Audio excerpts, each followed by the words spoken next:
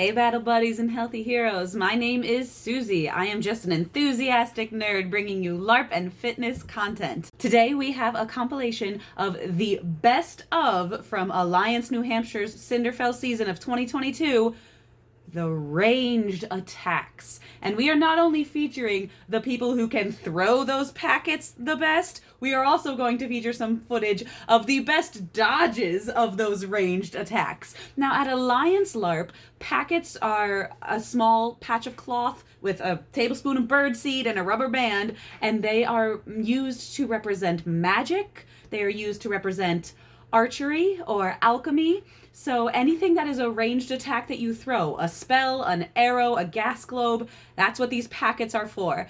So please enjoy this compilation, the best of Alliance New Hampshire's 2022 season ranged attacks. First things first, let's do some training. Kikari Battles the archer here, aiming at me as I tried to do some Jedi blocking with my blades. It's a great packet drill. And up first, we have the Kikari tree monsters. We see Tam the elf in the middle, aiming at Seth, playing that tree monster. He does some great Matrix-style dodges on both sides there. Vry shoots a very strong 20 damage from his crossbow, but we see Brian doing some amazing punch blocking here with his blades. I love the extension that Kikari Battles has with his bow arm. It's excellent for blocking and for managing distance, as the Kikari swings a spell strike and Kikari Battles has to scoot back to dodge it. Now we see Rade the fighter, supported by two archers, Tam and Kikari Battles, aggressing against a Kikari. They manage a few shots in the hall, but around the curve, as soon as spacing opens up a bit, the Kikari advances, and Kikari Battles gets pinned in place. Tree is an obstacle. Nakujo comes in, being all bossy about what they're already doing, which is pausing their aggression to let Kikari Battles take a few shots. Being that close to the tree, he has to get creative. He keeps his bow really well extended per the rules, but it's not a literal arrow, so he can kind of lob it above and around the obstacle. It's really effective. Okay, now get ready. Get ready for some of the best bow blocking I've ever seen. The Kikari has spell packets and blades, and you feel this great palpable tension here, like who's going to make the first move? Is he going to throw or swing? Kikari Battles has great confidence and goes for it. The Kikari pins him again, but speaking of binding spells, as soon as Tam approaches and the Kikari gives Kikari Battles 1 second, Kikari Battles grabs a packet while blocking and shackles the Kikari's arms in place. Kinda hilarious. The PC has his feet pinned, and the NPC has his arms pinned. So there they go.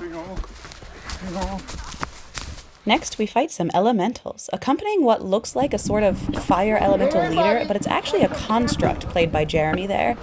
He's pretty threatening, so you see a lot of binding spells trying to stop him right away.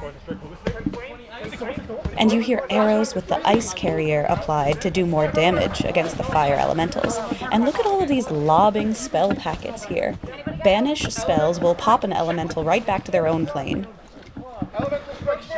And subjugate spells work to charm a construct, because constructs are immune to normal charm commands. So you hear Joshua throwing subjugates. The NPCs also have elemental carrier packet attacks, so there's a lot of ranged work going on here. Avalon and Joshua are casters staying in the second line back here, and the shield wall up front is leaving them a good gap to aim through. It's excellent teamwork.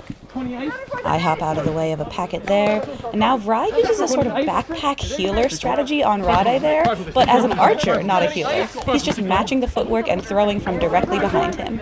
Watch Vry the elf and Brian in brown. Again, excellent nimble dodges here in this packet-happy battle. Vry has a good arm and is tenacious. Arrows are no longer tagged at Alliance, so he isn't limited to any certain number of shots here, which has made archery a more popular skill these days. Brian is very nimble, though. Even from that long range, he hops out of the way at the last second, and he even dodges Tam at mid-range. Nice full field awareness, Brian. Vry closes the distance, and Brian changes tactics from hops to punch blocks, more tightly guarded there. Now they tag each other with packets until the rogue sneak shows up to disrupt things. Eventually, Brian the elemental gets pinned, and this is how you deal with pinned monsters. Well, I mean, why? We gotta kill it. No, but just arrows. Got it? Thanks for the commentary tab. There was a firefight! Now, watch the dwarf Dorn. One of my favorite funny moments here. Dorn, our celestial casting dwarf, helps us all realize that all of the elementals are healed by fire. He immediately knows he needs to switch to ice. So you see him tuck his mace, grab a packet, and the ice drops the elemental real quickly. It's super effective. And now for Levemir's Ooze minions. Cabby Bullen organizes the cauliflower of packets between his fingers, then boom! Rapid fires them. Before Brandy closes too much distance, Joshua throws the binding spell. Nicely done. Jeremy enters with carefully announced threat packets. Listen to his featured NPC strategy video to learn more. He then body dodges and blade blocks. He's really nimbly bimbly. But when Riddick gets the rogue sneak in here, the fight focus hones in, and Rye begins that amazing backpack archer strategy again. Backpacking is a term normally used for healers. You can check out my healer video to learn more. But the way Rye just stays light on his feet and matches directly behind the fighter Riddick, it's so beautiful, very much like a backpack. I scout my way in there. Cabby Bullen even joins what is now the pillow party. Just even with posturing to distract Jeremy, it helps get him dropped. I loved that moment. Watch Rye again now, in seemingly opposite context, staying primarily in the same central spot, keeping still, focusing on 3 totally different spars. He is shooting long range at all 3 monsters, rotating around with only a couple steps. The monsters are primarily focused on the fighters that they're sparring, so they don't do much to dodge those strong 20s coming in. Very effective. Our scholar Joshua is throwing 70 body here. He was playtesting a skill called United Blow, which is devastating to pair with range. Okay, real quick, listen to me. And look what it got me. I couldn't talk the rest of that fight. Now, Azrith the elf sneaks in here, uses his crossbow to fire his assassinate skill. Archers don't have any positioning requirements for those rogue skills, which is pretty cool. Oh, listen to this. I curse you with paralysis? No, you don't. I'm never gonna say missed again. No, you don't is a way better response. Watch how Dorn and Cabby Bullen can support each other here. The mace swinging keeps Seth back, manages range a little bit, which gives Cabby Bullen a little more space to shoot. And then the bow blocking can help protect Dorn when Dorn gets distracted by Jeremy. Beautiful teamwork. Time for the Fey monsters. First, in the garden. Watch Ryan whip out those crossbow bolts, and watch Kate dodge them. She's nimbly bimbly too. She's a big water monster here. Past the tree line is a moat surrounding this garden, so our mobility is limited out there to the hula hoop platforms. This packet throw is definitely an announcement of her threat. Doom effect. Watch Joshua make his approach and deal with her packets with a solid shield duck to block. No footwork needed. As Ryan gives some nice ranged cover fire from land. 20 normal? Now they switch positions out in the moat, and watch Joshua with the crossbow. He's timing his shots to be during the moments of swings when Kate can't dodge them. If Joshua was firing too fast, she'd back up and dodge. But Joshua lets her approach Rye, which gets himself a sure shot from a closer range there. Nice. Oh, I love this moment. Tam seems like an exposed archer, makes a great aggro shot and an excellent getaway. Bringing in the rogue work. Got him. Now we're in the Fey library. Aiming between the trees out here is tricky. Dustin does some great body dodging, so Rye is taking his time, unpredictable shots with a lot of speed in the throw. And now we see Cabby Bullen coming in. He tucks his sword to fire an initial aggro shot, getting Dustin's attention to let Quincy hop in for the rogue work. Super positioning Quincy, and nice making an opening Cabby Bullen with that one arrow as you approach. Another confrontation of Ryan and Brian. Nice dodge, Bri. Nice block, Brian. They both throw so fast. Brian doesn't even tuck his blade. Kate in the back line there with a sword tuck for throw technique. Excellent. Now here are 2 strategies for dealing with all the trees. We see Rye walking across the back line, staying in motion, kind of strafing to look for openings. But Cabby Bullen comes in and plants. He finds his spot and stays there. We see him leaning around the trees, using more of a flick to change the angle and rotation of his shot. Very cool. Okay, now watch me fail. Kate's ranged packet work caught me totally off guard. Nice quick sneak in there. And I thought Brian was down, so when he starts hitting me, I jump back in surprise. He immediately switches to packets to keep the pressure on, and he lit me right up. Well done. Frank's target choice here is neat. It isn't a strike skill, so the shield will block it, but Azurith is refitting, and blocking anything interrupts and resets the refit, so it's a great safety disruption entrance. Quincy throws a surprising trap globe at Dustin, sneaking the packet out from behind his shield. The final room of the Fey monsters here. So much of this battle was in hallways and corridors, these path fights, which lead to really specific strategic setups. Kabibulin can be a frontline archer because he also has a blade, and he blocks with the bow then. And the mobile scouty people like he and I will stay off on the edges of the front line, while shields hold the middle. Flora and Tam are second-line archers, getting great range support in behind the protection of those shields. The back line is then for those who need to refit or get healing, and we push forward into the castle rooms. We ran into puzzles in the hallways, and they needed defending from both ends. Our end of the hallway opted for a more mobile strategy. As long as we have a shield in the middle to deal with the initial packets, once he's done throwing, we can run in and circle around him. We see he's out of packets, and we know we can make our move. Watch Flora absolutely shine here. She and Frank became arch-nemeses in this castle. Get ready. This end of the hallway opted for a more traditional strategy.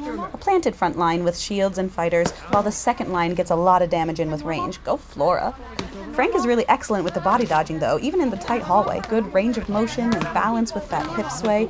We see him making tiny little hops as needed, but so much of his dodging is simply leaning or using flexibility. Really cool and collected way to save energy. When someone aims at your center mass, just bend around it. Back at our end of the hallway, we get a little variety as Kabibulin decides to engage with arrows as well. Even though we don't have a whole front line, the shield's job is really just to plant. Don't move. Just stay with it. Mental destruction. I will move. What does that do? To provide a spot of protection for the floaty, roguey people to work around, even during these packet trading times. We're defending you right now. Mental destruction. So Kabibulin leans around to shoot and steps behind for cover. Mental destruction. Soon enough, the packets are done, and it's time to move in. The puzzle takes a while to figure out, so we take turns defending, and Tam steps in to participate in the ranged trading. Just don't get in his way of his blade or his packets. Get behind the shield for when he throws stuff. Yeah, so that shield is very important now. The monster's throwing doom effects. We see some great body dodges in this exchange too. Nice. That was very Kabibulin with his leaning rotated throw. When Dustin seems to be done with packets, he readies his blades. We want to let the archers do their work. But then Dustin sneaks out another packet? Erkun does some phenomenal work, both with a hip twist and an arm extension, to get that shield where it needs to be. Dustin is then using side steps and lunges for body dodging, almost like a curtsy lunge too, which is a great exercise for balance work. I'm always talking about the importance of lateral motion and stability on the battlefield. Now in this big castle room, the packet work gets really incredible. Quincy starts with a close-range trap globe. I love how he starts with 10, and then when he sees the monster take it, he escalates to 50. That's brilliant resource management to start low and make sure it works. Also in this room, Brian is lobbing environmental hazard packets, those elemental enfeebles coming in high and slow. As other monsters spawn, they also have their own packets to throw in here, fast and low. You see Frank hits Kabibulin, and then I body dodge, jump out of the way of Dustin's. Joshua's shield stops his second packet. It's a really busy battle, thanks to so much packet work. Second line archer Vry there, getting in a ton of really good damage between the front line folks. The frontline shields ended up staggered this time, and Flora is over on the edge with a really nice window in on Dustin over Erkun's shield. We need a lot of space for body dodging the environmental packets, so the second line is farther back or even tucked in at the side like Flora is. It ended up as a pretty nice setup at the door of that dangerous room. Let's have a nice little Flora versus Frank moment again now. normal. Good, get it, get him. Normal. Beautiful. I love Joshua's cheering. I know that did not. Look at Frank's subtle twisting. Absolute matrix skills here. Keep the pressure on. Keep the pressure on. Such narrow dodges. Well done. Normal. And just to make it more fun, Frank throws a packet. He gets a weakness effect off around Joshua's shield. And what does Flora do? She drinks a purify potion right back to the tent. Keep on jumping, Frank. She speeds up too and doesn't even let him close the distance as he tries. Back at my end of the hallway once again, we have a little mix-up. Now we're using the second line high damage archer, Vry, with our front line shield blocking Azareth, then me and Quincy as mobile floaters in the back doing those body dodges. Quincy and I are ready to run in if needed, but we know Vry will take care of it. Now watch Azareth's arm mobility. Beautiful, functional shield line up front, giving Tam that window to shoot, but stopping Dustin from getting in the return shots. Plus, a couple great body dodges there, Dustin. Nice. Have I mentioned Frank's beautiful narrow escapes yet? Enjoy some more. Exquisite dodging here. This room is much more open, so we're all a little spaced out, and the archers are even closer to the front line, but hazard packets are still lobbing in, and Erkun reaches real high to protect the back lines with his shields. Quincy here demonstrating some more trap globes, a tinkering skill that gives him a shackle effect. Dustin body dodged the first one, but took the second.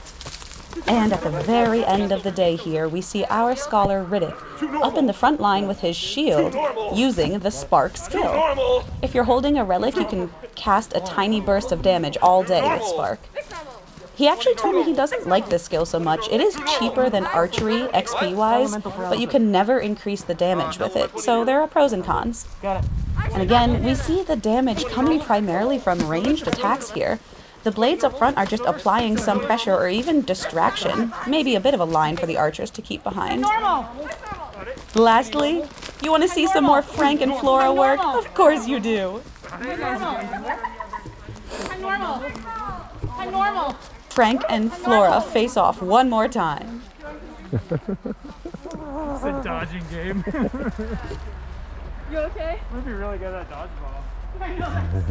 Well done, archers, casters, alchemists, and tinkerers. Keep adding that spice to these battles. It's always fun with packets flying around. And remember, pick up your packets before the squirrels do. Thanks for watching. Join the battle at larpnh.com. I'll see you out there.